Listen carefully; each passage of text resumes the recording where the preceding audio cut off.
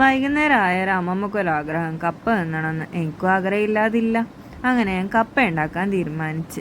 ഇത് എനിക്ക് തോന്നുന്നു രവിമാമൻ കൊണ്ടു കൊടുത്ത കപ്പയാണെന്ന്. 2 വലിയ കപ്പ ഉണ്ടായിരുന്നു. അതിൽ നിന്നൊന്ന് ചെറുത് നോക്കിയിട്ട് ഞാനിങ്ങെടുത്തു കപ്പ ഉണ്ടാക്കാൻ വേണ്ടിയിട്ട്. നന്നായിട്ട് കട്ട് ചെയ്തെടുത്ത് തോലൊക്കെ കളഞ്ഞിട്ട് അതിനി ഒരു പ്രാവശ്യം വെള്ളത്തിലിട്ട് നന്നായി വാഷ് ചെയ്തതിന് ശേഷം ബോയിൽ ചെയ്യാൻ വെക്കണം എന്ന് വിചാരിച്ചിരിക്കുകയാണ്. അതിൻ്റെ ഇടയിൽ ഞാൻ ഈ വറവ് കഴിക്കാൻ വേണ്ടിയിട്ടുള്ള ചെറിയ ഉള്ളിയും വെളുത്തുള്ളിയും പച്ചമുളകും ഒക്കെ തോല് അരിഞ്ഞ് വെക്കാമെന്ന് വിചാരിച്ചു. ഈ ഒരു സാധനം ബോയിലാവുന്ന ടൈം ഉണ്ടല്ലോ, ഈ കപ്പ ബോയിലായ ആ വെള്ളം എന്തായാലും മറിച്ച് കളയണം എന്ന് പറയും, അല്ലെങ്കിൽ വിഷാന്നൊക്കെയാണ് ഇവിടുന്ന് പറയുന്നത്. കൈ പഠിക്കുമെന്ന് എനിക്ക് തോന്നുന്നത്.